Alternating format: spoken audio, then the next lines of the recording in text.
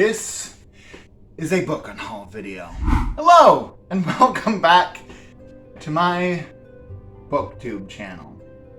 If you're new here, my name is Adrian, and today we're gonna be doing a bit of a book unhaul. A sizable one at that. This is probably gonna be divided into two parts because I have two crates and there's a lot of books to go through for this unhaul. So I figure to make it so that it's not like insanely long, I shall split them between the two crates I have, and thus two videos. Why am I unhauling so many books? Well, before going back to college this summer, I wanted to KonMari my room, so I had just the stuff that I wanted, like that sparked joy. And also I just felt like I had a bit too much clutter. Plus, I like reading the books by Marie Kondo, so I had read them earlier in the summer and was like, yep, want to do that. And I knew there were a bunch of books that I was like, yeah, those could go to someone else, because I'm going to be donating pretty much all of these to a secondhand bookstore, and the rest I haven't quite figured out what I'm going to do with. I might find some of those like little lending libraries and use those, because that would be very cool. Yeah. Oh! Before we dive into the first crate though, exciting news! I have books in my background! I was looking for some spots to record, and I kind of figured out a way of recording here. And I was like, that's so cool. So right now we're in front of my mostly classics shelf with some like more literary fiction and stuff that, as my brain kind of puts it, as well as some of the more like non-fiction that like my brain is like, it goes there. Let's dive into this unhaul. So the first two books in this unhaul are the duology Evernight series. I don't know. I don't know if there's a name for these. But anyways, these two books follow a character named Bianca who goes to the Gothic Evernight Academy, hence the title, and there meets this guy named Lucas. Now, a little detail to know is that Bianca is the child of two vampires and is expected to become one. And Evernight Academy is pretty much chock full of vampires. But yeah, so those are the first two books I am getting rid of. Next is The Chronicles of Nick by Sherlin Kenyon. I'm getting rid of 3 books. The first one, third one, and the fourth one. Because, well, I have read this, and I think I was liking it at the time. I don't want to reread it, nor do I really like want to keep the other 2 because I don't even have the second one. So like, what's the point of keeping them? But yeah, so there's those 3. Up next, let's deal with these. Okay. Next we have Jaguar by Roland Smith, a book where honestly this is a very ragtag book, so I don't know what I'm gonna do with this. But yeah, this is basically just following a boy named Jacob Lanza who joins his father in Brazil, and there's like some jaguars. But yeah, he joins his father at a jaguar preserve, and things go a bit amok because it's Brazil, forest, a lot of stuff going on. Next we have Dewey the Library Cat by Vicky, Myron. It's a true story following this cat who gets put into the library deposit box of this library. Anyways, the cat's full name is Dewey. Read more books. Which, bold name.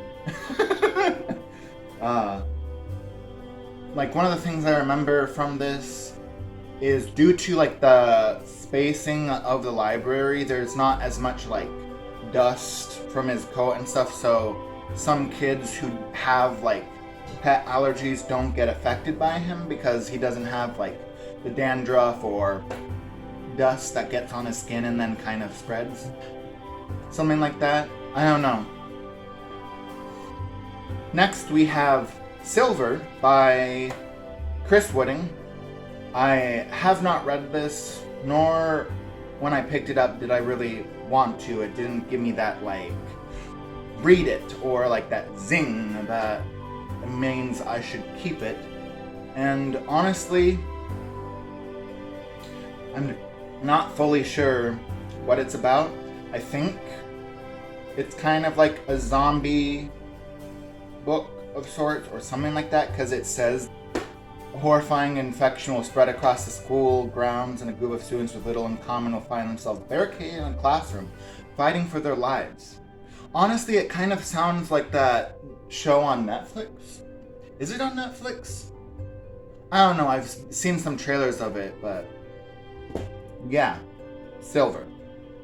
Next up, we have this illustrated and adapted version of Black Beauty by Anna Sewell. I'm gonna go with that. Anna Sewell. Anyways, this had been a gift from a family member for Christmas, but it's an adaptation, like, so it's kind of abridged and it's not the full Black Beauty. Plus, I already have a copy of Black Beauty by Anna Sewell, so I don't need to keep it. I don't really want an abridged version because I feel like I'm missing out on stuff. So for now, I'm gonna get rid of it, donate it, whatever. Next we have Vengeance as presented by Mystery Writers of America. I have no idea how well the covers are showing. Do I need to get it like closer, or is here fine? Doesn't matter, I guess. This is just like a bunch of short stories by various mystery and thriller authors, I guess. And it's edited by Lee Child, has some of his stories. But yeah, I wasn't very interested in keeping this. I don't know, just cause picking it up, looking at it, I was like, nah, don't really feel much there. Ooh. Next is The Fixes by Owen Matthews. This was a DNF after like 70 pages or so, because I don't like it. I did not like it. If there were a book version of Hello Fellow Teens, I would consider this it. Because the amount of like stuff where I was just going, sir, do you know how teens work? It seems not. Like, I know that they're like wealthy, elite teens, but they're teens nonetheless. And I doubt they would be doing things like actually thinking in hashtags, like hashtag FOMO is literally written out at one point. Or there's a point where this is set in 2016 Canada. And at a party, the main character at first says no to alcohol, and someone says the F word. Not the F word, the F slur, actually. Like, that. And he's like, wait! And decides to take a drink, and then it's the author puts in hashtag peer pressure sucks. Beyond that, I the author told all the time the characters were flat or utter cliches to the point of flattening out, because the main character's author is basically the pressuring conservative father who will probably be homophobic, also expects his son to basically go on a track to burn out gloriously. And there's like foreshadowing, but it's basically him being like, yeah, there's going to be explosions, he's going to fall in love, they're going to end up not together, blah blah blah. And there's a point where it says a meet cute, and it's not cute, and there's not even chemistry. Like, it's just bad. It was bad for me. I looked up some reviews and people were like, oh, I like the kind of author's voice, even though it was grating on me because it was constantly like sarcasm, which didn't land, so it just kind of felt like a terrible form of hello fellow teens, like I said. And I didn't even get to a point where like the actual relationship between the main character and this other boy happens, nor did I like care to, because it was just such a mess. Anyways, next up is The Sacrifice by Charlie Higson.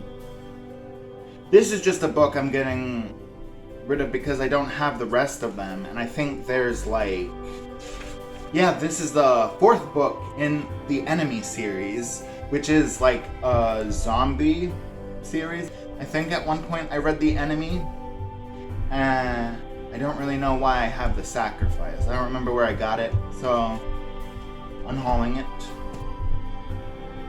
Right, okay. Next, we have... Is it the complete?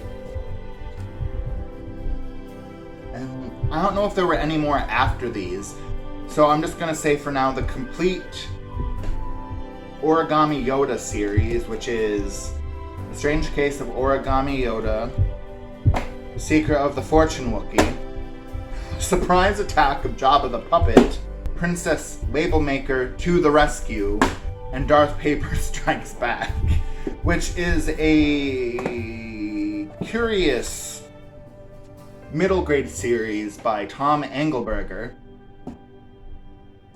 that, while I remember like not disliking it, I just quite frankly don't really feel like rereading it nor holding on to it, so I'm unhauling it. It basically follows a group of kids in middle school, and there's like one kid who starts off with like making an origami Yoda, as it says, where somehow it seems like the Yoda comes to life and gives prophecies or advice that ends up working out for people. And it's just like following that. And then the rest of them kind of follow a similar thing where it's like some sort of like origami Star Wars figure helping these kids out or creating issues, whatever, while they deal with the administration of the school or stuff like that. Next, we have quite a divergence from that middle grade series, and it's The Odyssey by Homer, the Barnes & Noble edition. Mostly getting rid of this because I have a different copy that I like more right there. And honestly, I am just not that interested in keeping it. Unless I find that other one not up to snuff, although I don't think I will. I might read the introduction of this for that, who knows, but I'm getting rid of it regardless. Next, we just have like the New York Times Manual of Style and Usage, because it's out of date and I'm not invested enough to keep a book that I haven't used nor think I'm going to need use of. The next book that I'm unhauling is the Hunger Games Tribute Guide, which is like a little book, I guess just a guide, as it says, to some of the characters and districts in the Hunger Games movie. Like, it's pulling from the movie. It's got like some of the images of characters and stuff like that, where you kind of see all of it. But yeah, I'm just not feeling it. I'm keeping the trilogy because I like the trilogy, but this was just one that I was like, I don't even look at it. I don't plan to look at it when I reread the series in the future, so why keep it? Especially because it, again, didn't spark joy. That's something that you can know with each of these. Next is a middle grade novel called Ruined by Paula Morris, with a very, not the best cover design, I would say. Just because, like, a lot of the colors kind of blend together, especially the name of the author here. So it's hard to tell who it's written by, but... Anyways, it follows a girl named Rebecca, as she's staying in New Orleans for a year because her dad's like busy doing some other stuff. And she's staying at a prep school. That's it. And then I think at some point she ends up in a cemetery and befriends someone, except turns out they're a ghost. But yeah, not feeling it. Oh! What? How did I end up with it? This isn't mine. Okay, that kind of solves an issue. This is apparently a friend of mine's. I just looked and her name's on the inside. Weird. I'll have to return it to her, so put that there. Didn't look at that before, or didn't notice that, so yeah. Next on the list of my unhaul, just the next book, is Diamonds in the Shadow. Diamonds in the Shadow by Carolyn B. Cooney. It's following a family with taking in 5 African refugees. 1 or 2 of them are bad. Some of the good guys in it are not so good or not so innocent. Yeah. Don't really feel like reading it though because... Oh, it's probably shiny. Sorry about that. I don't know how the light is reflecting on it. But yeah. Up next we have this edition of Mary Shelley's Frankenstein. Not because I dislike it, but because as I showed in my TBR video, I have a different edition that I like better. Even though I love the cover of this, the thing is like on the inside, like every page is just filled with someone else's annotations that I can't read, even though I'm usually pretty decent at reading messy handwriting.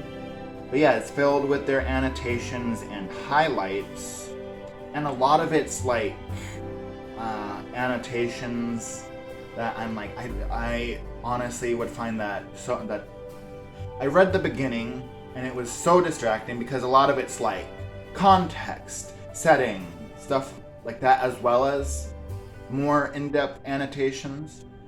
So I don't want to hold on to it. I think I'm going to put it in a little lending library because I know some people really like annotated copies from other people. But yeah. Otherwise, I may throw it away, which I would hate to do because I don't like throwing away books, but if I'm not able to donate it or put it in a lending library, I'll just figure out what to do with it. I probably won't throw it away. That's like a last resort.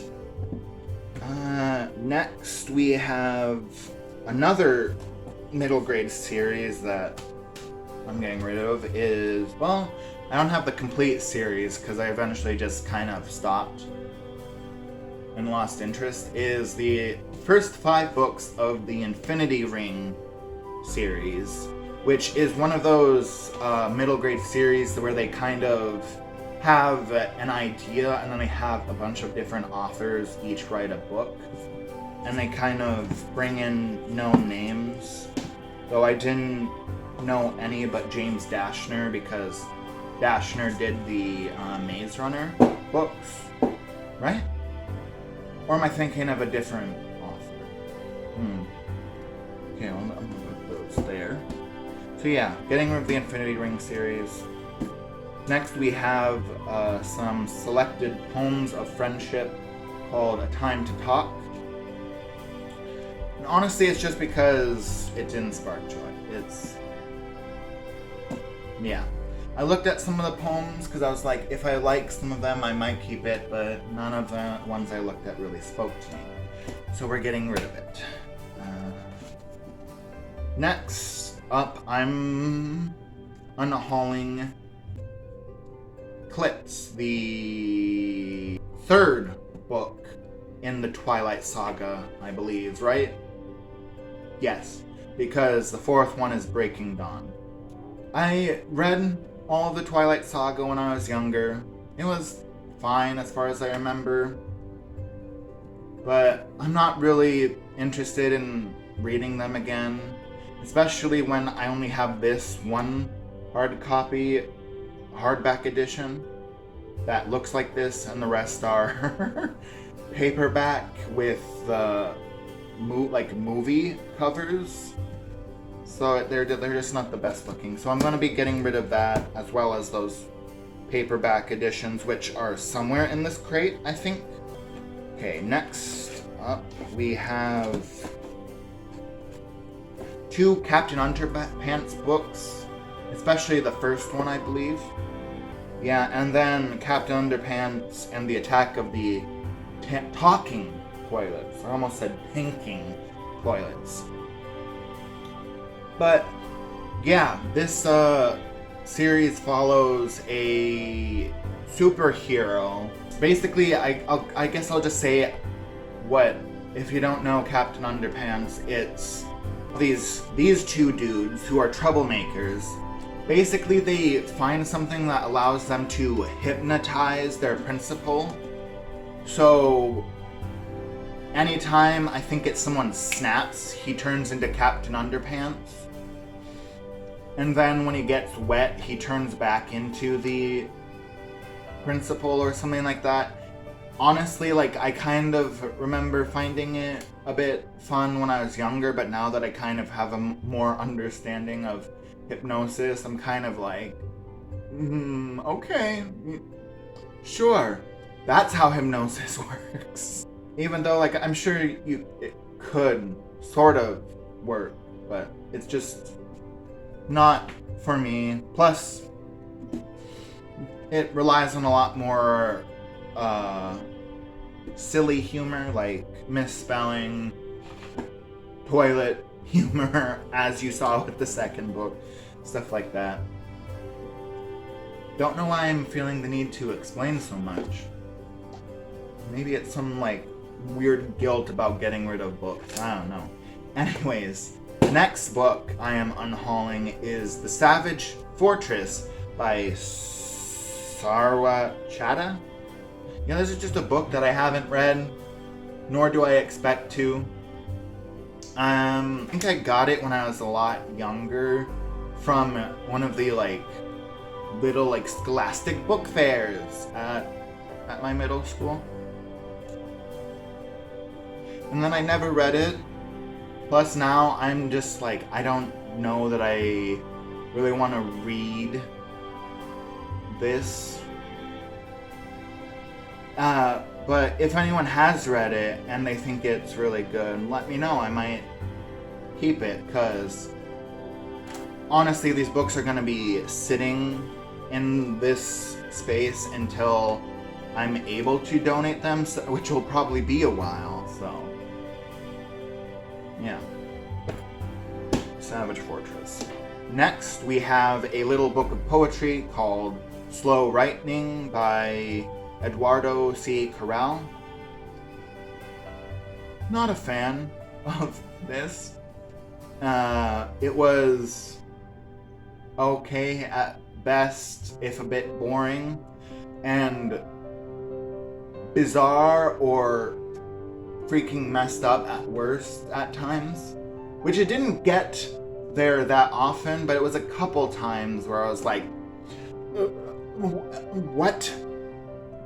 Which I get it, it's like trying to come up with original like imagery, metaphor, stuff like that. But can we just not have things like a donkey curling its tongue around the speaker's erection? Like that's something that happens in one of the poems. And I get that it's probably like meant to be metaphorical. But also if you're going to be a gay Chicano person, maybe not include stuff that kind of ties to the things that people have said will happen if gay people get rights, like bestiality.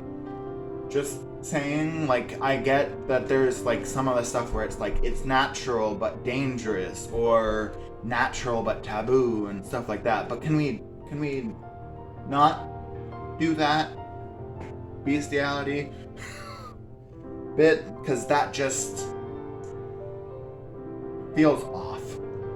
Otherwise, like there was one poem I think that I was like, oh, and it was like looking at some of the immigrants who would like try to cross the border, and looking at this lady who was told to put some stuff in her underwear. I think it was clay. And then like, so when they sweat and she was with a bunch of other women, she was left alone because her underwear was red, while the rest were assaulted. But yeah, it's not a book that I am intent on keeping.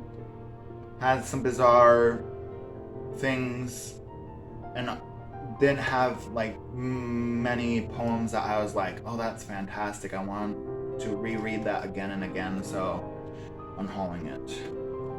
Next we have Janet Tashian's My Life as a Book, which I think I've read in the past, but I don't remember it at all. And I don't feel like reading it again, nor knowing what it's about, so I'm just unhauling it. Next up we have Guinea Dog by Patrick Jennings, which is a cute book, if a bit depressing sometimes. Wait, is it? It's a different book than I was thinking. Never mind. This is I was thinking of a complete other book that has a hamster instead of a guinea pig. Anyways, Guinea Dog, as far as I know or remember, it kind of follows this boy who really wants a dog. Instead, his mom gets him a guinea pig. Except the guinea pig acts like a dog and like thinks she's a dog. So like she bites, she eats homework, stuff like that. Beyond that, I don't really know. Next we have Dark Lord by Jamie Thompson, or as it's crossed out here, Dirk Lloyd, which is the name of the character, I guess. This basically follows a supposed Dark Lord, ruler of the Darklands or whatever, got sent to, got, what is it called? De-aged or something, and so now he's just like a kid again, and he's like making plans, stuff like that. I don't know. At my age, just kind of just seems like it'll be really silly, and picking it up, I was just like not vibing with it, so I'm getting rid of it or unhauling it. Next is Chris Grabenstein's The Crossroads. I think I read this at one point when I was younger. Don't remember a lot of it. Except, like, as you may see in the cover, there's a tree that kind of looks angry. But anyways, there's this boy in it, and he's, like, moved into a new house, got a bunch of new things. But there's this nasty ghost who kills people and wants to kill this main character named Zach.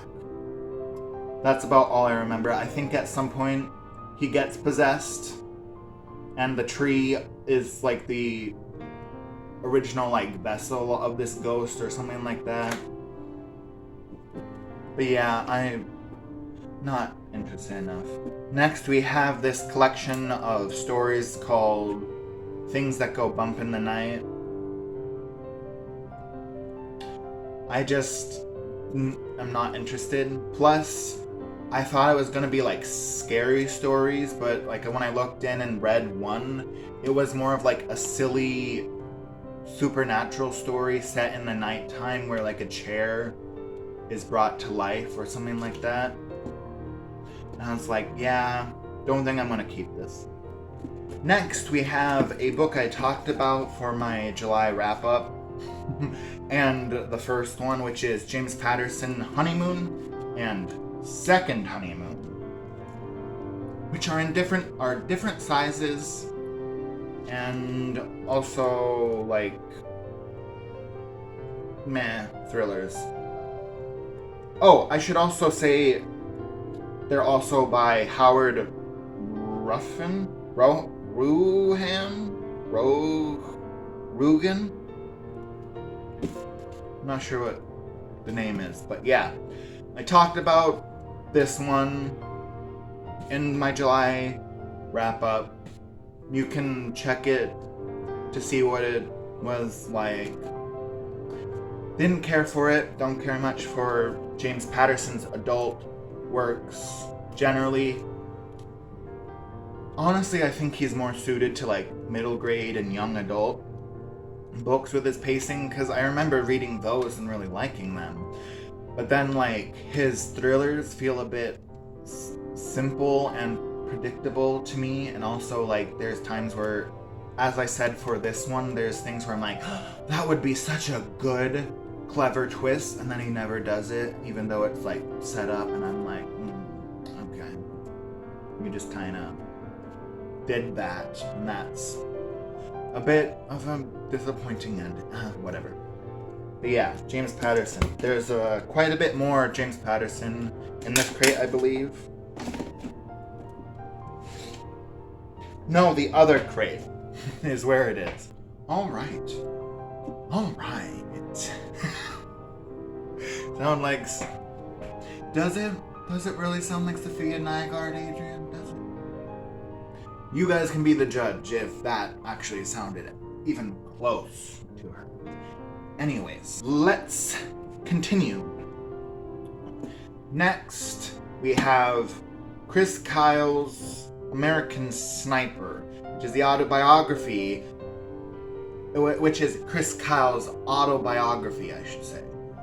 He has since passed, but yeah, it was basically following him who is considered like the most deadly American sniper ever so far, I guess.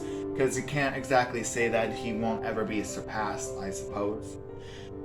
But yeah, it kind of follows him as he records his career, as he gets the most like sniper kills in U.S. military history while he's in Iraq. It's kind of at times sad, at other times like, whoa.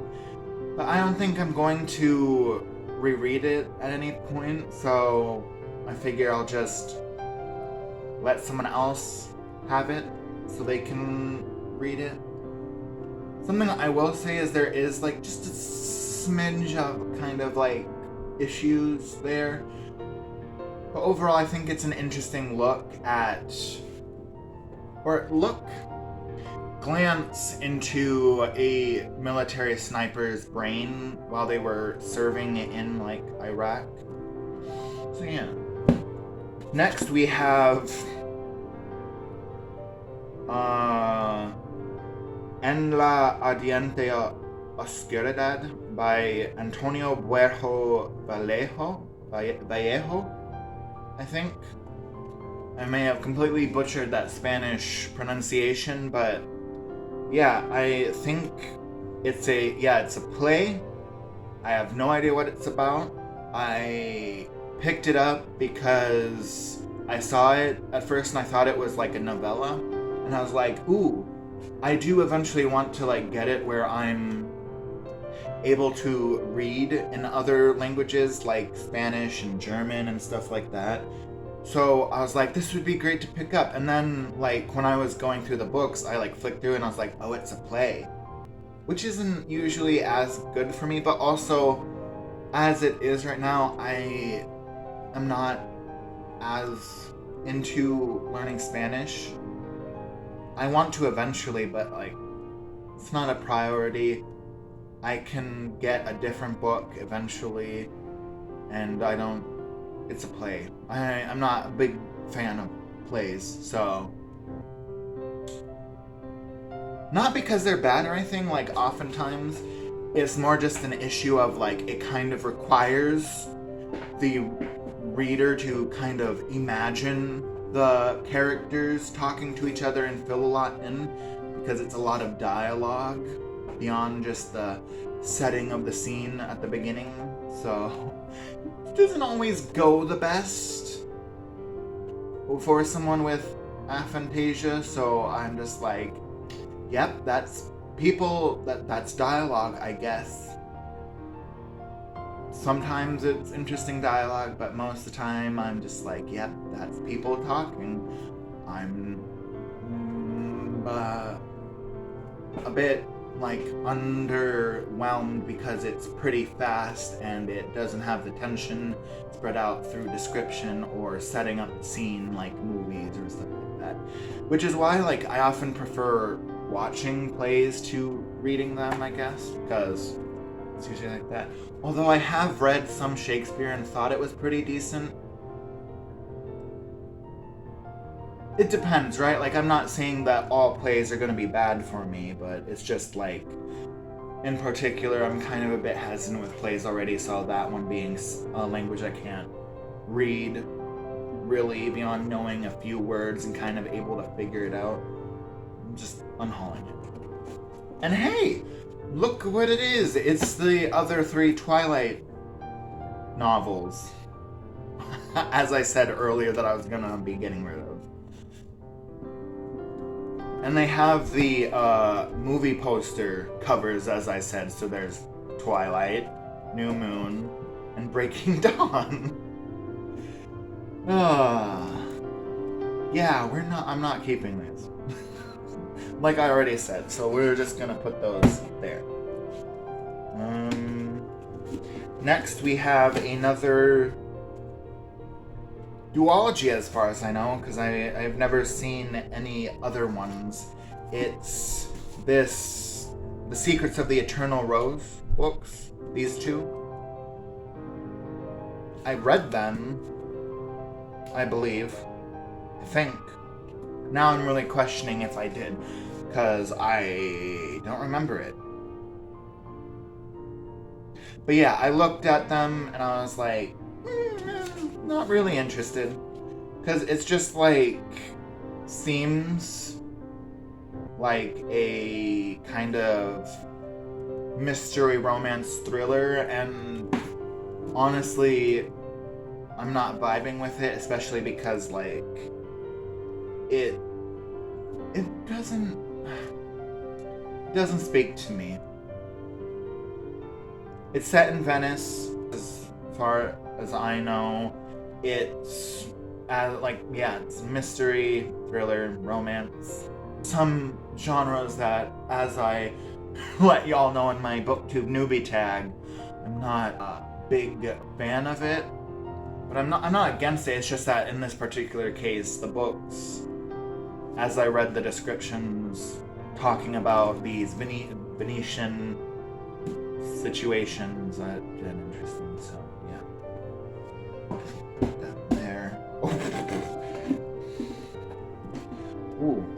we're getting down there. We have these two books, which are related because they're both magic books, which I did have like a bit of a particular interest or hyperfixation when I was younger on magic and like magic tricks and stuff. It didn't last long for me to like pick up much, if anything, and I haven't practiced or looked into them since, so I was looking at them and I was like, do I want to keep them? And the answer that came forth from my soul was, not really. So yeah, we're unhauling those. Next is this book, ironically, How to Conquer Clutter by Stephanie Culp, which isn't a very like good book for me because like there's some of the stuff where it's like about dealing with clutter, but it's looking at some of their excuses, and then it's just a lot of listing of clutter from A to Z, and then like what to do with it or whether you should keep it, stuff like that. And I was just like, seems like a lot more of a complex system than just going through your stuff, piling it up, and then being like, do I want to keep this, or like, does it spark joy? Does, because that feels like such a simple system compared to this where it's like spices, next papers, lumber, and then there's some stuff where it's like organizing, checklists, and I was just like, I already have the KonMari method, which so far is working pretty well for me, so I'm gonna declutter this book about cluttering. Next, we have Book 5 of the Vampire Chronicles by Anne Rice, Memnoch the Devil.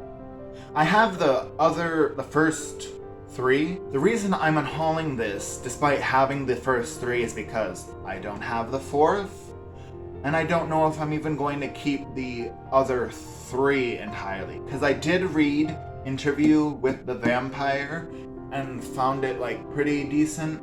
And then I started reading The Vampire Lestat and was like, oh, don't, not vibing with this right now. So I put it down. We'll see what happens when I pick it back up. I may just like push through a lot of the Vampire Chronicles series to eventually get to where the, is it Mayfair Witches? Whatever, like, because there's a point where like the series starting with the Witching Hour kind of combines with the Vampire Chronicles, and they kind of have like a crossover that they go into. So I might read the Vampire Chronicles for that, because I'm more interested in the witches currently. Even though I'm not like against the vampire ones, I'm just like, let's see.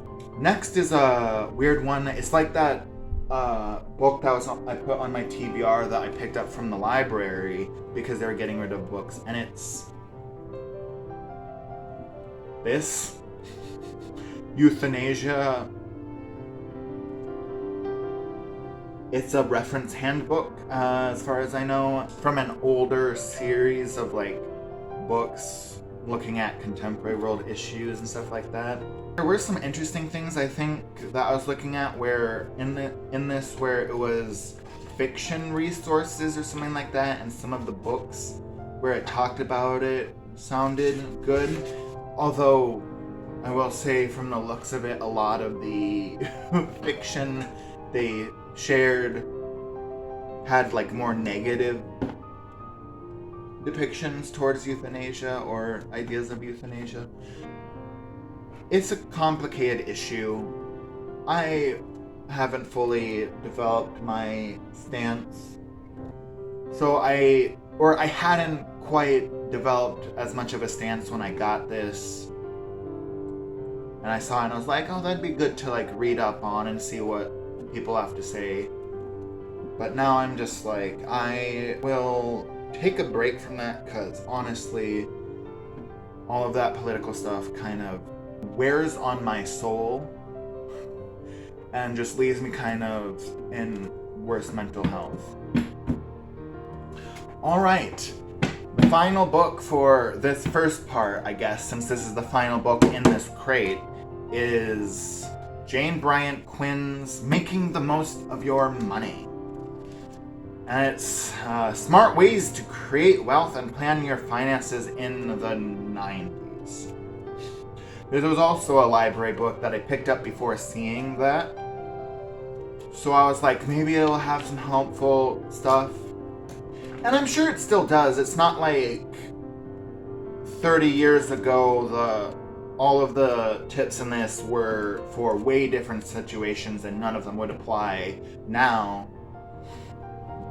But also, like, it's so thick and I'd rather just find something more modern to kind of get a sense, because then I am not holding on to a book with a few helpful tips and advice while the rest of it's just out of date. You know? Plus, every time I see it, my brain just thinks of Anita Bryant, and I'm not about that. Because she has the unfortunate middle name. Anyways, that's the last book. I'm gonna say bye now, because obviously I'm gonna do a part 2. So you'll see me in the next video. Yes. Yeah. Let me actually say like a more closing thing. If any of these books you've read and think that I should totally read, let me know. Like, if there are any that you're like, no, don't get rid of that. That's such a good book, or something like that. Let me know if there are any of these books that if there are any books that I should actually keep instead of unhauling. Beyond that, I'll see you in the next video. Thank you for watching. Do all the YouTube stuff so you get notified when I upload, or you can see it in see me in your subscriptions list if you check that. That's all I gotta say. I'll see you in the next video. Bye-bye.